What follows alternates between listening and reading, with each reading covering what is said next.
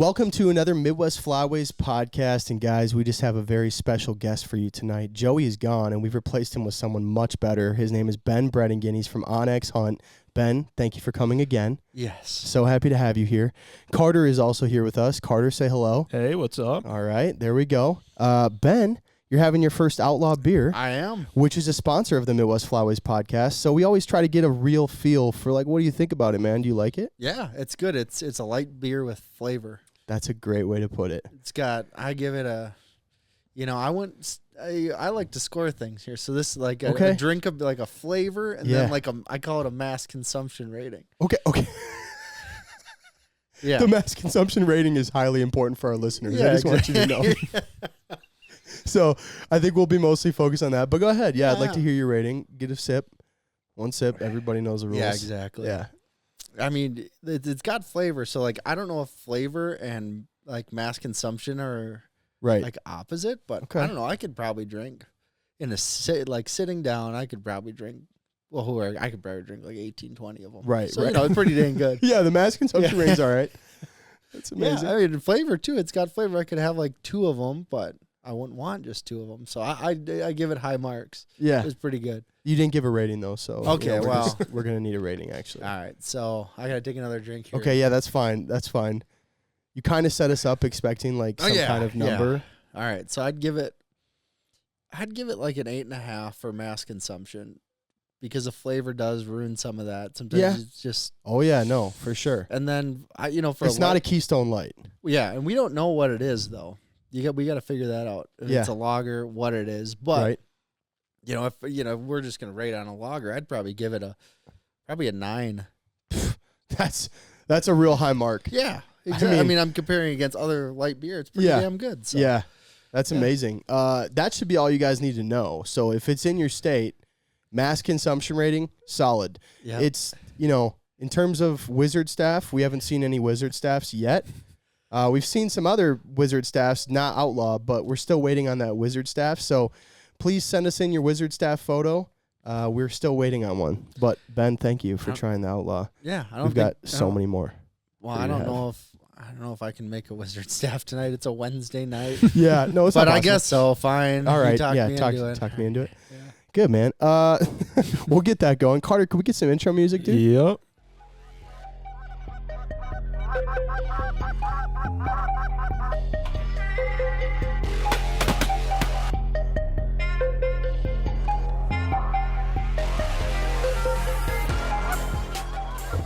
How have you been, dude? I'm loving life, man. Yeah. We had a great fall that lasted forever. Mm-hmm. I mean, we got still going. Yeah, we got an next. Well, it's about to come to an end. Yeah. But man, our weather was it was bananas. It was great up here. Yeah, great for like living. Yes. Well, and for pheasant hunting, grouse hunting. It was fantastic. Yeah. If our season went for another, if our Minnesota season went into December, it would be a ridiculous season. Yeah. But I'm sure everyone down south just hates us right now. Dude, if you could have hunted all December, I mean, would you have come home?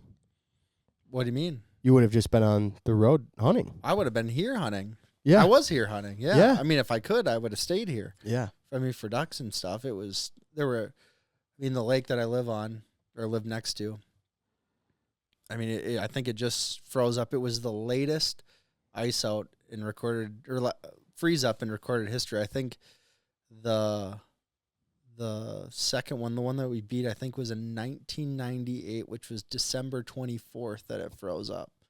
And I drove by it the other day and it was finally froze. Into January. So we probably had, at the peak, there were probably, 7,000-8,000 geese on there and probably another 5,000 mallards, and then who knows how many divers. Yeah, it was silly. And the season was closed. Holy shit. Yeah. It was wild. I know where you live, so that's unbelievable. No, yeah, it doesn't happen. We'll get a decent flight, but nothing like that. I kept seeing fly over my house. I was like, man, I better go drive to the lake and see what's going on over there. And it was it was wild. That's unbelievable. the hunting was pretty bad though, man. I'm not gonna lie. From a duck perspective, the ducks and geese were pretty tough this year, unless you were able to hunt them, in December. Yeah. So like geese has been all right. Yeah. Kind of like late December birds. They're still kind of weird to pattern though. Mm-hmm. But where have you been this year that's been amazing? Like I know you've been doing a lot of upland hunting. Yeah. I mean, I was in Alberta, and that was silly, like as it should be. Yeah, tell me about that trip. Oh man, that was crazy. I haven't been up there in probably 10 years now. So I was just like kind of, getting back into it and be like, oh, this will be fun. This will be like, it's Canada. It's great. But until you get up there and see it again, it's like, holy shit. This is like, you just forget it's how different of a level it is than down here in the States. Yeah, man.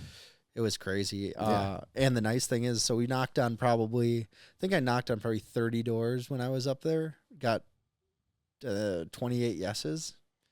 Yeah. No, And I mean, that is one thing that I think people don't necessarily know, if I'm being honest. Yeah, so this was my first year ever going to Canada, actually.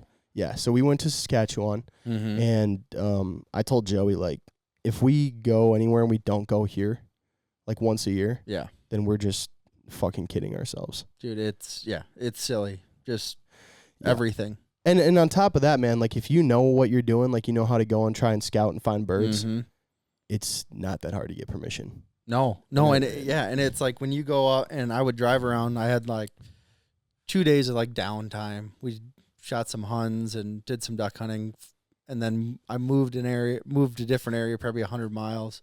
And my dad and my brother were going to meet up, and I had 2 days to scout.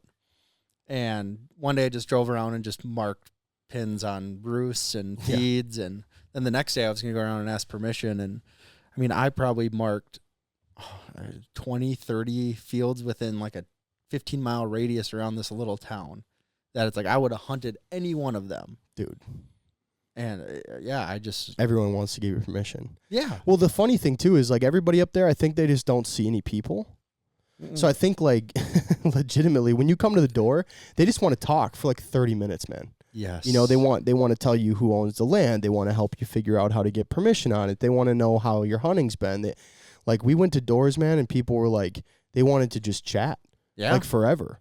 They wanted to help in any way they possibly could. And everybody's cousin is somebody's cousin up there. And so, like, if you find a field and you just go to, like, the nearest house, someone knows somebody. Like, they're going to be able to be like, oh, yeah, no, my cousin Jeremy, he owns that down here. You got to go talk to him at the big red barn. Exactly. And there's no direction. It's just, like, go as far this way, then there's a big barn on the left. You turn right, and then. Yeah.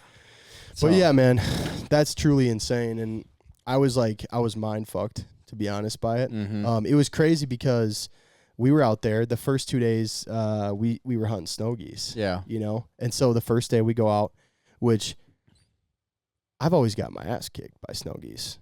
I've had a couple of decent hunts, but like never where you're like in the spring, dude. They are such a motherfucker. Yeah, it's you could have if you hunted 20 times, you might have like one banger, a couple decent ones. Yeah. It's just it's a cocksucker. And dude, we went up there and we were with the guys from Born and Raised. Yeah. And I mean, Eric knows his way around that area pretty well. And so it was awesome to be able to be with him for like my first trip up there. And, but dude, like we shot 110 or something the first day, snow geese in a field in like an hour and a half. And dude, they were just so committed. It was just the weirdest, like, most bizarre thing. It was almost like the way Canada's act if you get on them good. Yeah. Where they just, they come in, they're not questioning it. No. They're not, messing around. They're just committed. Like, they're cupped up. And it was groups of 20. That's so fun. It was awesome to do that. Were you guys running, what were you running? Were you running full bodies or? Yeah, we were running full bodies. Yeah, that helps. All full bodies. Yeah.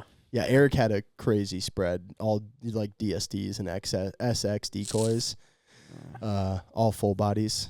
Yeah, I went up there to bird hunt on Huns, and so I just like threw my little, you saw my little trailer, so I just filled that thing, packed it full of socks and silhouettes, and I don't know, I probably had like 90 dozen in there. Yeah. But dude, remember the time you put that trailer behind your car and drove it to North Dakota, and then we just put all those fucking decoys in that field? Yeah. And pulled all of them. And you want to know the funny thing? That's the last time I used those decoys. Yeah. I pulled them out of there, and I was like, fuck. They're all still muddy, wet. It was still wet in there. I was like, oh, shit, I meant to dry them out. So here I am, like 2 days before my trip, like setting out. I don't know, I think it was like 70 dozen just snow socks. Shit. And I took my daughter's kiddie pool and filled it up and put soap in it. It was like, because I mean, they were like, the whole thing was wet. It stayed wet for like, whatever, a year. Get him the Dawn dish soap treatment. Yeah. And then And I stupidly, I set up in like the corner of my front yard because I didn't want my dogs pissing on them and stuff in the backyard. Yeah.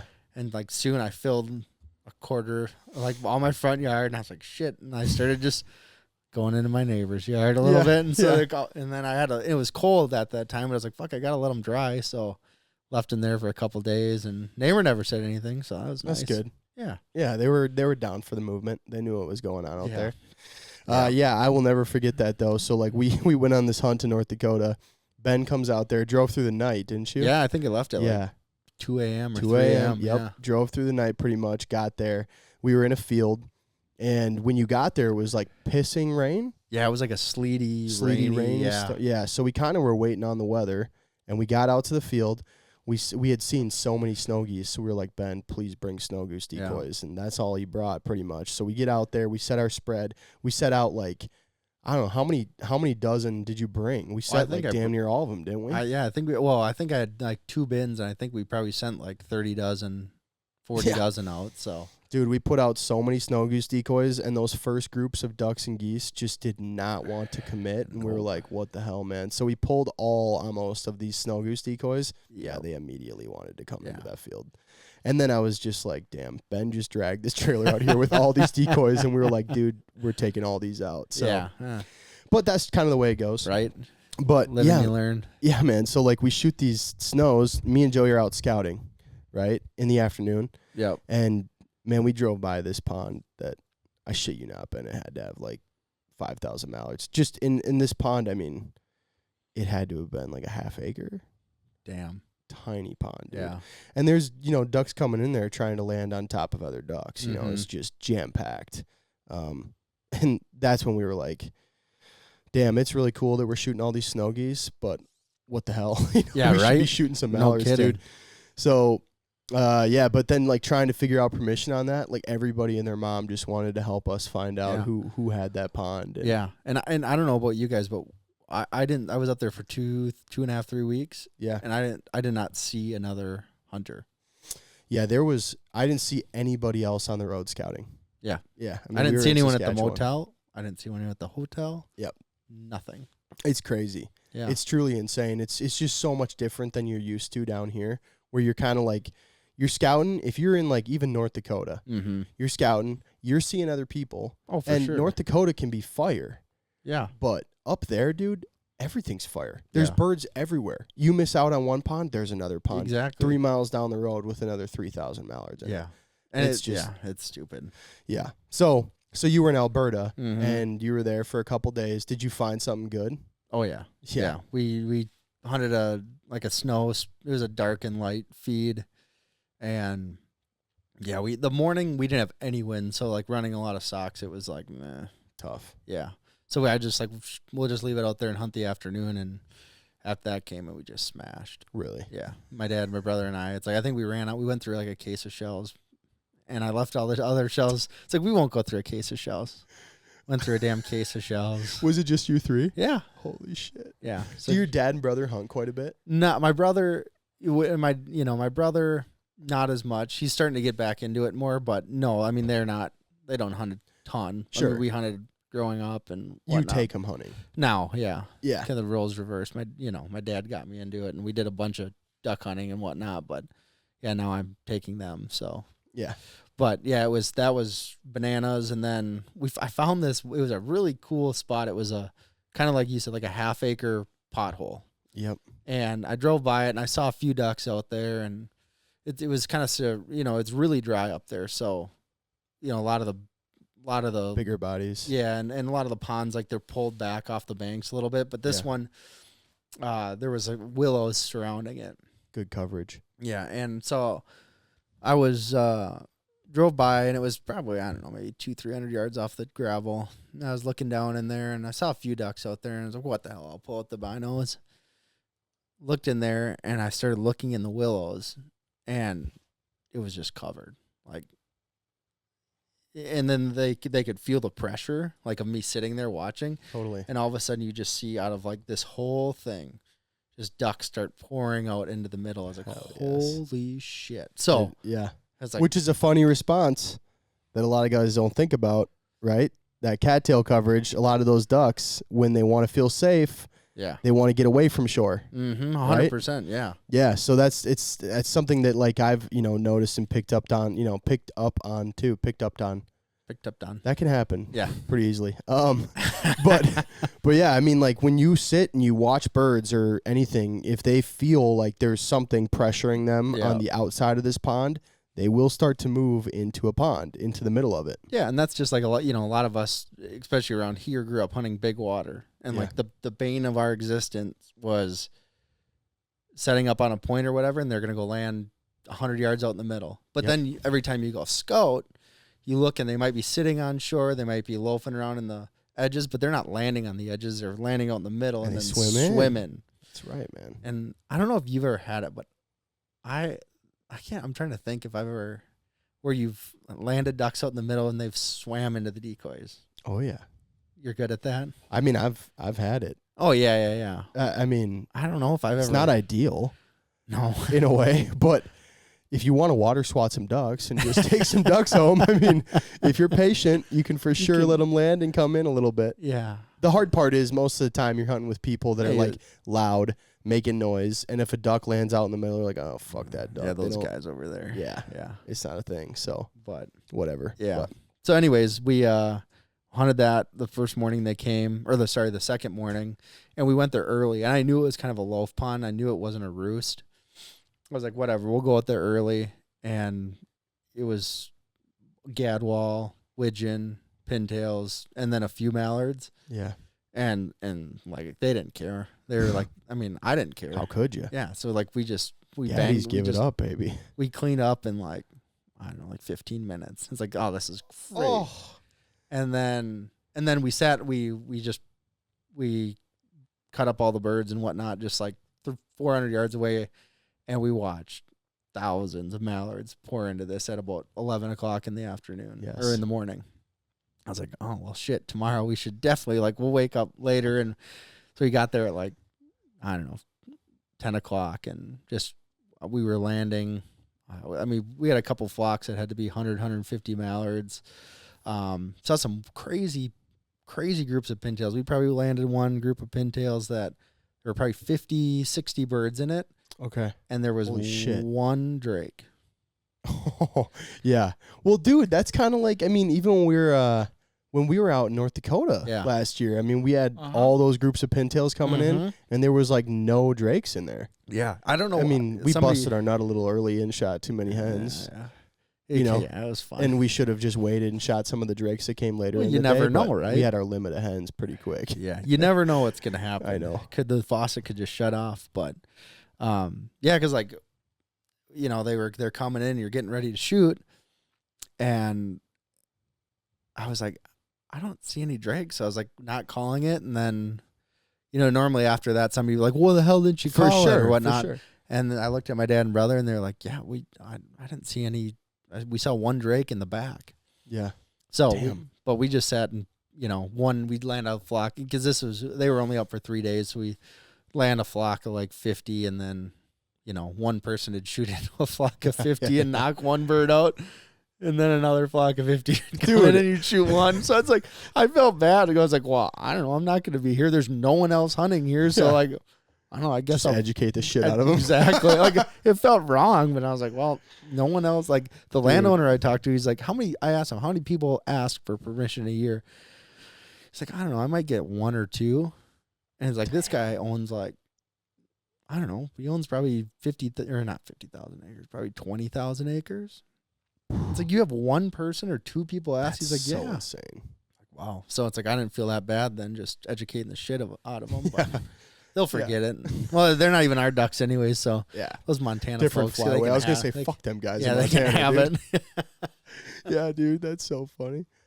Before we get back into it, Ben, one of our sponsors on the show is also RW Coolidge. I don't know if you've used their straps yet, but you can put some serious weight on their leather straps. Their leather straps with brass like they have the brass rings on them.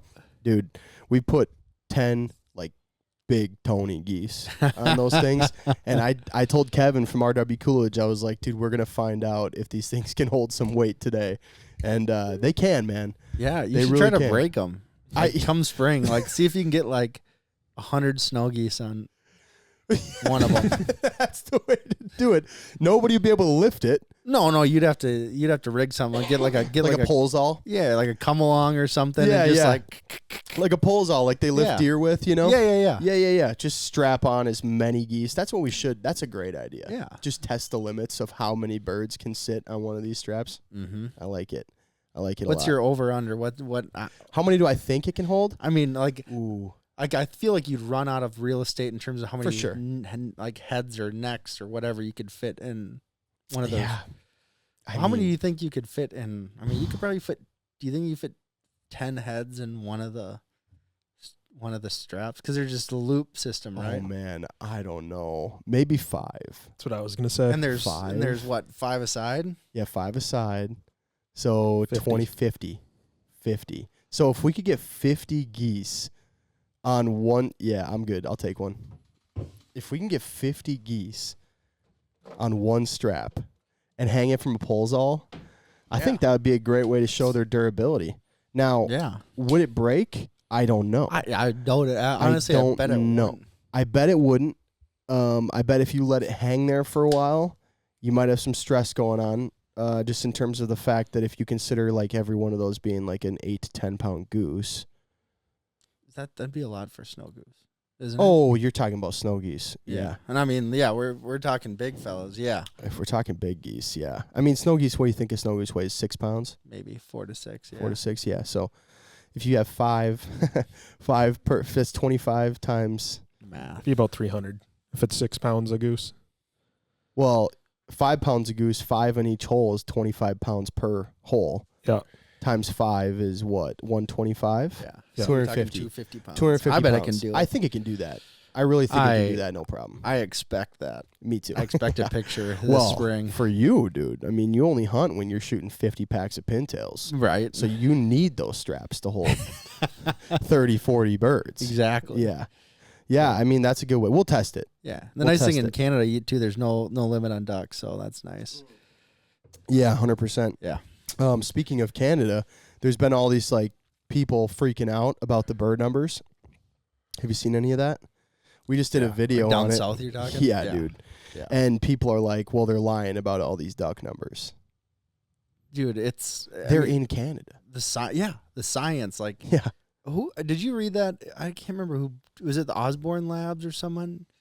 Did you see that? It's like it might have been Mississippi State. I can't remember, but it was like the correlation of every degree in temperature. It's colder.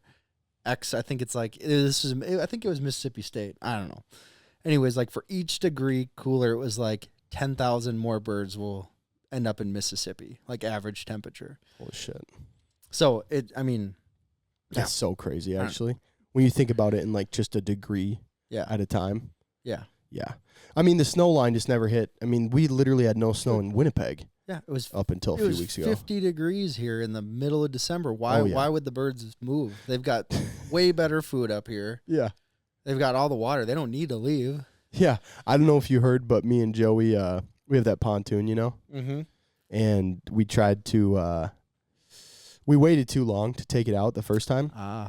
So it froze in pretty good. Because you remember we had that pretty good freeze up. Yeah. And there was like 6 inches of ice. Oh, was it really? Yeah, there was like 6 inches in some spots. Carter, didn't you ice fish somewhere? Yeah, it was 5.5 on the lake I was on. Okay. Because then it rained, and then that's when we lost the ice right before Christmas, right? Yeah. Yeah, that same lake was open a week later. Yeah. So me and Joey went to take this thing out. We were like humping it, trying to break ice, like 3-4 inches of ice, get this pontoon out of there, dude. We probably committed like 7 to 8 hours of total time trying to get this pontoon out, and we had moved it like 20 feet You know, you should have just taken a chainsaw and cut a hole around it and just drug it on top of the ice. Dude, we tried, man. We broke a nice hole, and we had that thing, like, up on the ice. Yeah. It weighs so damn much weight, Ben, Oh. that it was taking the ice. It wasn't breaking it, but it was submerging the ice. So it's still Gotcha. sitting on top of the ice, but then it was sinking back down into the water. Ah. So we were like, oh, God. So we spent all this damn time, dude. We finally backed it up, and we pulled it up as close as we could get it to shore. Yeah. And we used a pullsaw to Yeah. pull it up by a tree, and we were able to get it up on the ice. I shit you not. Fucking 4 days later, the whole thing was open. That's about how it works, The whole right? thing was open, dude. Son of And we a were like, bitch. holy shit, what a waste of time. Wow. But should have just left it out there. I know, but we just didn't know. Like, we read so many reports and stuff online of, like, ice breaking pontoons. How big of a pond is it? A pond? Not that big, man. I mean, maybe No. 3 acres, 5 No. acres. Because I know, it's like shelving ice, right? Well, it's like if you have a big body of water in the spring, it breaks up, opens up on one side, say on the opens up on the north side, and all that wind and wave action creates those ice heaves, right? Yeah. But like you look at, for example, on all the lakes around here, like those docks, the city municipal docks that they just leave out in the water. Yeah. Because as long as it's not like, the reason why docks get fucked up is because they're stuck in the ground, right? So you get that the poles are frozen in, the feet are on the bottom, the ice Yeah. pushes it, breaks the dock. But if it's just floating with the ice, I mean, fuck, it might float up into the reeds or float 100 yards that way with Yeah. the ice. But Well, I mean, What do I dude, we know? didn't. You know more than me. I mean, I was reading Google articles and people were like, "Damn, don't leave it out there. You're gonna have a big hole in your pontoon." that could be true. And so we were like, "Oh God," we weren't like thinking we'd lose it necessarily. We were just like, "Do you really want to?" Like, we invested so much time Yeah. and money into this thing. We're like, we're gonna do anything we can to try to get Right. it Or, yeah. somewhat. Or something. You get a chunk of ice that runs through the pontoon and the fucker sinks. It's like, That's what we didn't want to happen. Yeah. But dude, that's such a small pond. Like, thinking about it, I talked to my dad about it too. He's like, Yeah. dude, how big is this pond? And I'm like, well, it's yada yada. It's like 3-4 acres maybe. And he's like, well, how tight are you to the cattails? I'm like, well, we're damn near in the cattails. Part of it's in the cattails. And Yeah. he's like, yeah. dude, that ice is gonna hit the cattails alone are Yeah. gonna protect that thing from getting too shelved up on. And now we've got it so far up in the cattails. I'm not fine. worried Yeah, about it at yeah. all. But yeah, Well, man, crazy. The stabbing cabin lives to fight another day. That's right. That's right, dude. We were just worried that we didn't want to have spent so much time and money. Yeah. We were just like, oh God, it would just really suck if we had like a hole in this Right. pontoon, because now we got to drag it out. And I don't even know how you do that, man. Have you ever seen that? You ever seen them drag something out from the bottom of the water? Like a pontoon or something? Or Yeah. a boat? I've seen it. Yeah, I've seen like scuba divers do it. Like, How do they do that? So what they'll do is they're airbags essentially, and they'll take the regulator and they'll fill up these. They'll get down underneath it, whether it's a truck or a boat, and they'll put these airbags, fill them up with the regulators, and then they float them to the surface and drag them to a boat launch. Essentially, Wow. yeah. Is that the same thing they do with fish houses? Yeah, so fish houses, like in the ice, it's a little different. They use a lot of them are like cranes. Mm. So they'll set up like that big barge. tripod around it, because generally it's gonna be like a patch of bad ice, or like, for example, if you drill holes in a fish house, right, and you get a bad wind, you don't bank it well, they'll start swirling. Yeah. And they'll open up, and that's when a fish house will go through. So they'll set up. So it's generally just that area that's bad. So they'll set up a tripod around it, and they essentially hoist that thing out.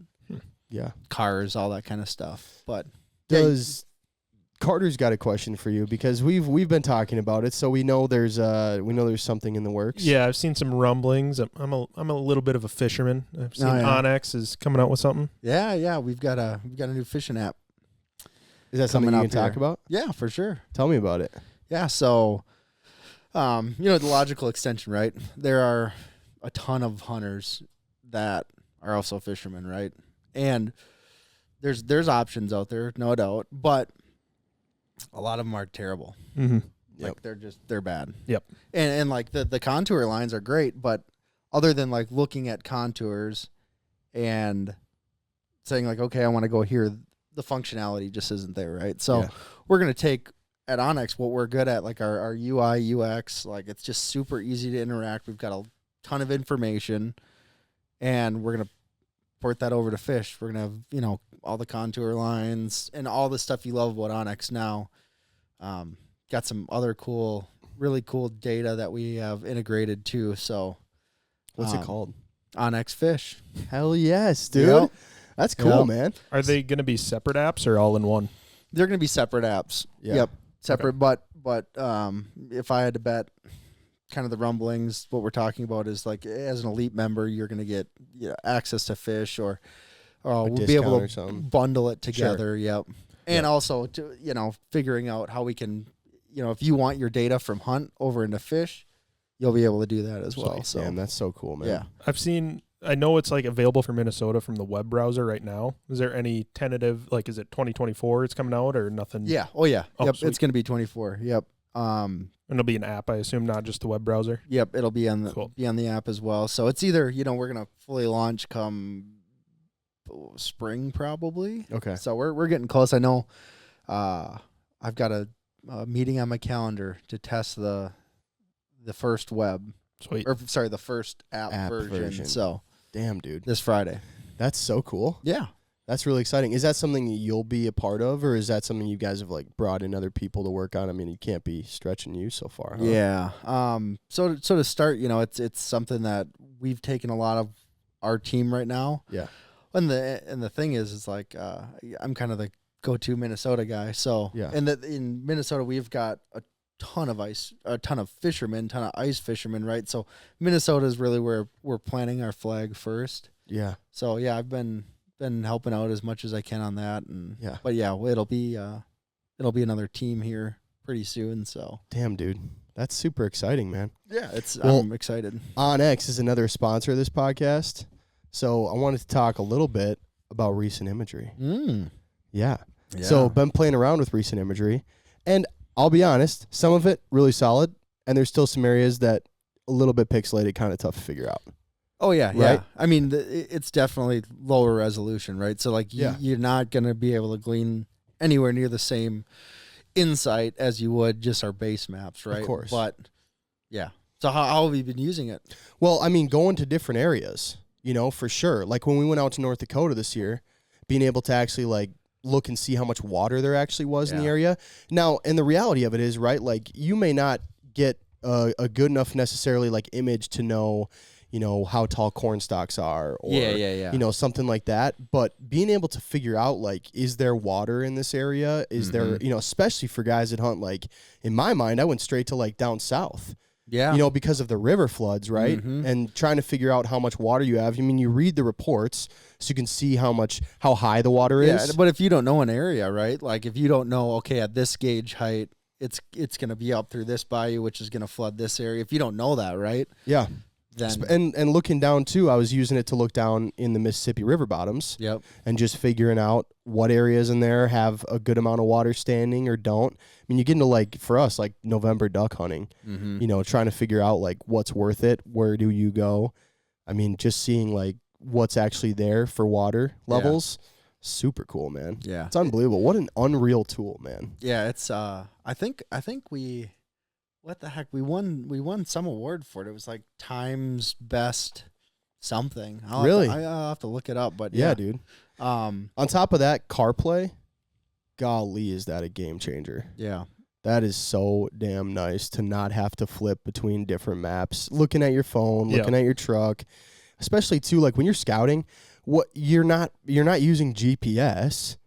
You know what I mean? Like I'm not typing in like my next location. You just kind of find an area and then you're just driving around. Yeah. So being able to just have that kind of up on the screen, Joey's truck has Apple CarPlay. So when we're driving around scouting, it's awesome. Yeah. And I will say this, like Android Auto has just been a pain in our ass. Right? Yeah. Like I'm sure someone will contact you like, oh, what the fuck? When's Android Auto coming? So first off, get a new phone, get an iPhone. Get a good phone. Yeah. And they hate that. They fucking hate that. Oh yeah, big time. But anyway, so Android Auto is coming out like very soon. So for all you Android folks, hang tight. Yep, it's gonna coming. be all right, man. I've said it like 100 times, but it's really coming now. It's really coming now. Yeah, that's good. But yeah, so it was. Anyways, the recent imagery was it was the Times 200 best inventions of 2023. Holy shit! Yeah. Is that something you guys have to put in for, or do they just seek and find? Yeah, out, we I think we put in for it. Yeah. But yeah, Damn, it was. dude. It's pretty cool. That is so insane. Time. Yeah, man. Damn. Mm-hmm. Making moves, man. Yeah, it's like for a hunting company, right? Like, Yeah. of all the industry and all the shit going on. No So it was shit. like that was a pretty big honor. So here's the one thing I'm gonna say. I don't care what you do, and I don't care who you have to bribe. But my God, if you guys don't get into Canada soon, it's because Canada, dude, like using maps in Canada, what they have up there is so bad, dude. Yeah. Canada is just an interesting beast, and it you know, just leveling, like there's not that many people in Canada. Yeah. Like there are more hunters in, like, if you pick like 4 U.S. states, like if you would pick, I don't know, let's just say like Pennsylvania, Michigan, Minnesota, Wisconsin, like that's all the hunters in Canada. Yeah. So it's like the effort to reward, right? Yeah. But yeah, like, Is that something that'll ever happen, you think? yeah, and like we've got some things in Canada, right? Like public land, that Yep. kind of thing, but like the private land ownership Right. data for sure. And you know, like the government in Canada, Trudeau's buddies are just a pain in the ass to work with. So we'd absolutely love to do it, but There's some barriers to break down first. Yeah. And well, it's like honestly, it's essentially what we had to do in the beginning in the U.S. A lot of the counties didn't have digitized maps, right? They were all on paper. They didn't have GIS systems, so Yeah. a lot of those counties, and this predates my time, but we would go to them and say, OnX would go and say, hey, if you give us your maps, we'll digitize them for you, but then we get the data too. Really? Yeah. Holy shit, that's crazy. Yeah. Damn, that must have been some serious legwork for some people. Oh, for sure. That's insane. Yeah. So like that's the situation. A lot of these, I guess, the RMs, rural municipalities, like, yeah, like they don't have the resources. They don't have a GIS team to digitize all their maps, right? So even if you look at like the best options available in Canada, like it's all just like, imagine just scanning a PDF and overlaying it onto a map. Like that's what you get. Dude, I used iHunter up there to try to find private land information. What a fucking worthless spy that was. I mean, and it's unbelievable. You have to pay like $30 just to get it. And then it's like per zone. One little area. Correct. So you buy per zone. Yeah. So you're like looking in an area and then you might find some birds. Well, you buy the zone, doesn't even have the information you need. Yeah. You know, so now you're like, wow, what a waste of time. And if you drive more than like 20 miles to a new area, it's a new zone. You got to buy another zone. Mm-hmm. So, I mean, dude, we were like sitting there, and after the first zone that I bought, they didn't have the information that you needed to actually find a landowner. Why are you selling this shit? What the hell am I doing up here, you know? We went to a new zone. Joey's like, yeah, we should buy this zone. I'm like, we're not buying this zone, dude. Everything that we've bought so far up here for iHunter has done absolutely kaput for us. Yeah. I am not spending another $30 for this zone. Right. I mean, by this time, you're like, I think I had spent like $80. You know, we bought like 2 zones, and I bought the app, you know, and naturally, you know, Joey's not a tech guy. Yeah. So he doesn't know how to do this on his phone, or so he says. So it's me. So I'm like, bro, I've spent like $80 amount of money buying zones for nothing so far. Exactly. Like, this is such a waste.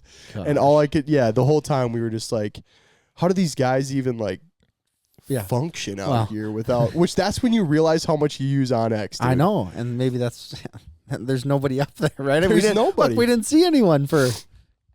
Dude, that is like the most I've ever realized how much I rely on OnX. Yeah, you just take it for granted now. Totally. Right? It's just a natural, normal part of what we do and how we hunt. Yeah. Just being able to go to an area, find the landowner, figure out who owns it, and then go and talk to him. Exactly. You have an address, usually. So if you have to drive to someone's house and just knock on a door, it's unreal, man. And the other thing is like just to Google in the U.S., it seems like you Google anyone's name, you can get their phone number. And up in Canada, it's like... Like I called, because there's no information. No, and I called like one landowner. It was like I called, I looked up their name, and I found like what appeared to be his daughter who lived in Calgary. So I called his daughter and it's like, hey, this is this is very odd why I'm calling you, but I'm looking for your dad. Yeah. She's like, oh, yeah, here's his number. And you forget how nice people are in Canada, right? It's like, oh, yeah, of course, you'll just like pick up a random number from the States. If I get a random number on my phone, I'm like, fuck that. Yeah, no chance. Decline immediately. Yeah, exactly. So you can leave me as many voicemails as you want. Yeah. Oh, the other thing. I want to know if you experience this. Did you knock on any doors in the morning when you were up in Canada? Yeah, the first day? No, maybe not. Just afternoons. Yeah, I think just afternoons, Ben. Oh, man. So Tell you me missed more. out. You missed out. So, oh, no. Tell me the story. No, there's lots of... I mean, every time I knocked at a door, didn't matter man or woman, always showed up to the door in a bathrobe. Yes. Every single time. Yes. And like the first time, it was kind of early, but I figured they're farmers. They'll be up, and I knocked, and this lady came into the door with her bathrobe on. And I was like, oh, shit. Like, I'm super sorry. Like, this is too early to be knocking on the door. And then, like the next person was, like, 12:30 in the afternoon, fucking knock on the door, show up in a bathrobe and slippers. It's some, like, middle-aged dude. It's like, huh. So, like, I don't know. I probably knocked on 10 doors and people showed up in bathrobes. So it's like, huh, they're alive and well. And I mean, I've boxers. It's like I've got a couple bathrobes, but like I'm not showing up to the door in a damn bathrobe. But dude, they haven't seen anyone. Yeah, they don't know how to act, bro. Yeah. They peek through the door like, hey. They forget how to like interact with humans. You know, you don't put just your boxers on to go to the door for someone you don't know. Yeah. So I don't usually do it for people I do know personally, but you know, yeah, that's actually a funny story because we went to, I think we were in North Dakota, and we went and knocked on this guy's door at like 3 p.m. looking for permission, and he came to the door in just his boxers. Nice. And he had a bathrobe on. Nice. Open. Oh, hell yeah. Open, dude. Nice. Open. Came to the door. Yeah, Joey was like, alrighty then. So what we're doing here, you know? Hey, boys, you want to come on in? Dude, this guy, who I think he was having is probably his 15th beer, you know? Nice. And it was about 3 p.m. Definitely was only wearing bathrobe for the rest of that month, I'm guessing. Awesome. That reminds me of like Trailer Park Boys. Like that's the vibe I'm feeling right now. Oh my God, dude. Ricky. Yeah. Sleeping on the fucking ground. Yeah. Ricky and fucking Julian. Yeah. Bubbles. Yeah. You want one? Yeah. Dude, that's a legendary show. And I'll be honest, meeting some of the people in Canada, I think it's realistic. Oh, for sure. I think it's real, man. Yeah. Well, like I remember watching that show like 15 years ago and I thought it was hilarious. And then after you see it, like it's like, oh shit, this is kind of true. And I went back and I was watching something on a flight to like I think I was flying to Texas this summer and I was like, oh, I'm gonna fucking download Trailer Park Boys. Yeah. Like, damn, this is just money. Such a great fucking not pay attention show. Yeah. It's funny, it's lighthearted, but damn, those guys are so Canadian. That's like Letterkenny. Oh, I think that's why I got on that. I finished like Letterkenny. Yep. And I was like, well, I'll go to Trailer Park Boys. Oh yeah, dude. Yeah, I watched Letterkenny too. That was another really good one. I think that one again really realistic. Yeah. Oh, Unbelievable.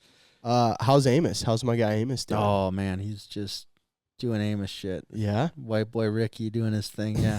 White boy Ricky. Yeah. Yeah. He had a good year. Yeah, I mean he thrives on the prairies. Like, well, you saw him. He's just a fucking rocket. Yeah. So, yeah, he had a good year. Good year in Canada. We started in Montana actually before he went to Canada and did great up there. And, yeah, grouse hunting was a banger grouse year. So he did great grouse hunting. Yeah, now we're gonna go to Oklahoma here next week and hunt quail and. Damn, dude. Yeah.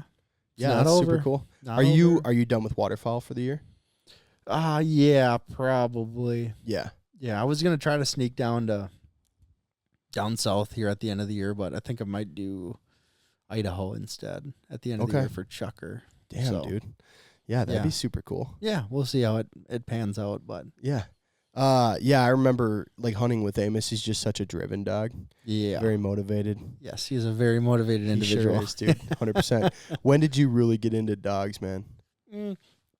Yeah, I mean, when I really like kind of fell over the top is like when I got Annie in 2015. Yeah. Got into like the dog, like the testing, the training, all that, and then one dog turned into 2, turned into 4, turned into 5. So. You have 5 right now. Yeah. Well, Fred, he was in the last. He came. Yeah, I remember that. Yeah. little Fred was just, I don't know. Just a baby, dude. He was like 8 weeks old. Yeah, he was a little puppy. Pretty sure. Yep. Yeah. So. Did you hunt him quite a bit this year? Or Yeah. Okay. Yeah, he was young when we started, but I got him out and he just got to experience everything, life on the road, ran him quite a bit, and he's got a really nice run. He's a setter, so he's an English setter, which they, compared to a pointer, they mature a lot slower. Okay. Which is just kind of a trait of a setter. So sometimes they might not really turn it on till 2 years old. Yeah. But the nice thing about like a pointer, it would be like a linebacker, right? They are just fucking... They will hammer their body. They damn near come out of the box ready to go. Yeah. Like, they're just pointing fools. They run. They're, out of the box. But with that, the longevity suffers a little bit. So where you'll get, from a pointer, you might be super productive hunting from a year till 9 years old. For a setter, it might not start till 2 or 3, but then you get till, 11, 12 even. Right, so you're kind of getting the same time span. Yeah, they're just not so hard on maybe. They're generally not as generally not as hard running. Yeah. Did you hunt a dog in Canada, like for ducks? Yeah. Is that Amos? No, fuck no. Okay, that's what I wanted to know. Like, does Amos hunt ducks? I'm trying to. Since I hunted with you when we went out that day, and you remember we had that shitty hunt in the afternoon. You walked him around. Yeah. I was talking to Joey, and I'm like, I can't even imagine that dog trying to hunt ducks, dude. No. Do you hunt Annie? Annie and Herbie. Okay. I'd just be like trying to like sit with a crack addict in the blind and be like, dude, like you just cannot sit still. Dude, he's a wild dog, man. Yeah. He's so cool. Yeah. He's very motivated, and he's thinking action now. Oh yeah. If you sit there and I have him and I break him away, I say, all right, go on. Like he'll run 1,000 yards. Yeah. Like just without stopping. Yeah. So no, he is not a duck dog. Doesn't really retrieve well. I don't really want him to retrieve, but yeah. So I had all of them up there because I was hunting Huns too. But Annie and Herbie are she loves duck hunting. Like she grew up duck hunting a lot more. Like she's a damn good duck dog, but she's got 3.5 legs. So yeah.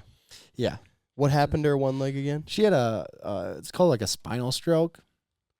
So essentially it's a piece of cartilage from a disc that breaks off, lodges into a blood vessel that supplies blood to the spinal cord. Yeah.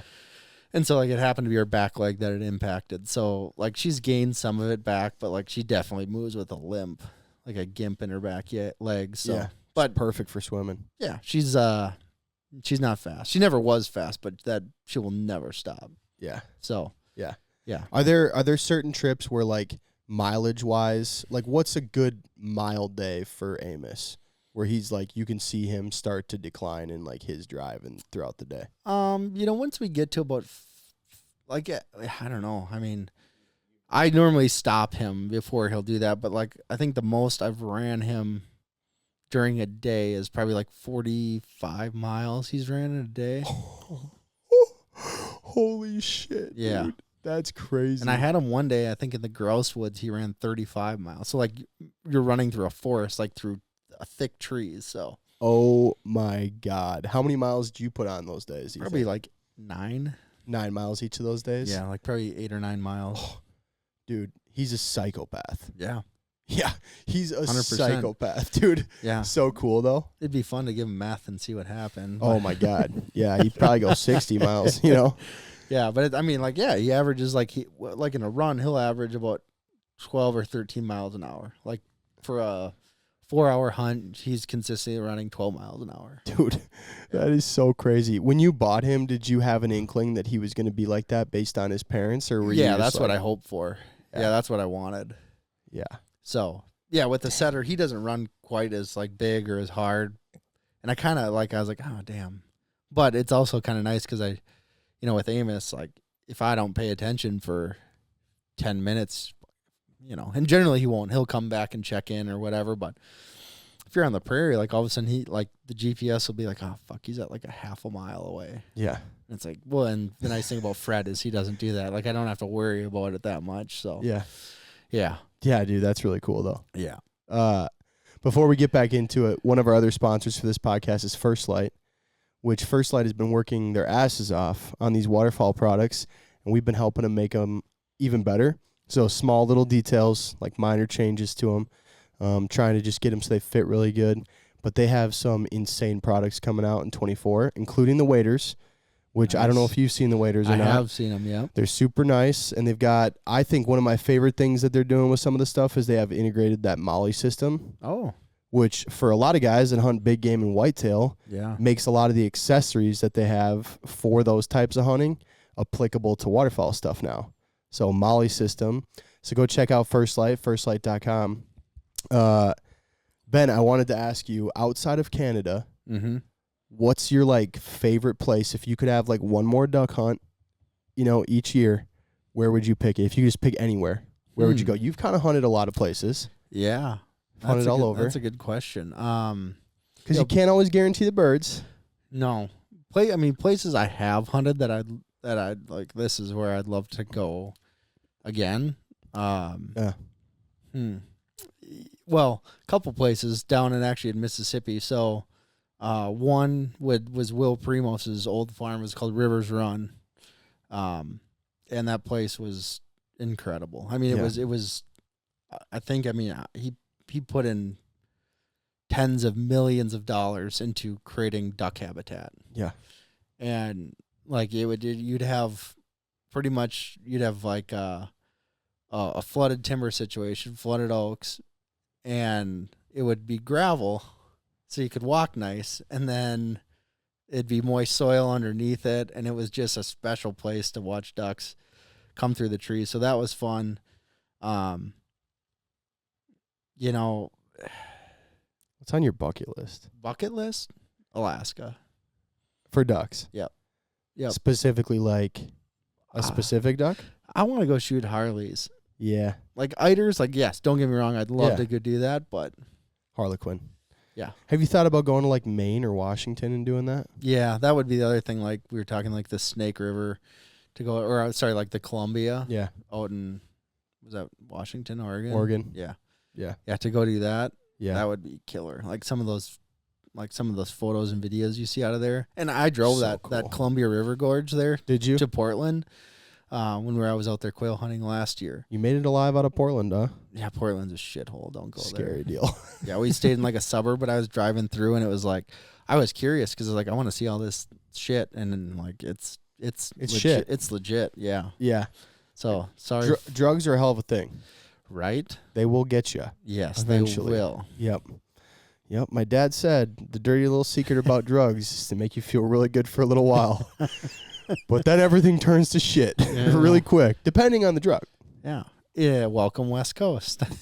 No doubt, man. Yeah. Scary deal. But yeah, dude, that would be, I've never done sea duck hunting. Neither have I. Yeah. That is something that like a lot of guys I know have done, and it's just like, it's got to be on my bucket list. Yeah. And so I think Harlequin eventually, dude, I'd love to shoot a king eider. Yeah. But that's just like such an insane trip to do. Mm-hmm. And it takes so much planning. So.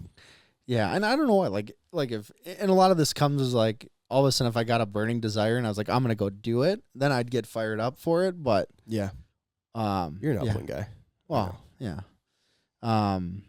What else was I had another one. Oh, like talking about sea duck hunting, one of the things I wanted to do, and I've been wanting to do this for like the last 10 years, is Isle Royal on Lake Superior. We used to go up there and fish lake trout in October, which is just, that's an adventure in itself. Isle Royal is like 40 miles. I've never been.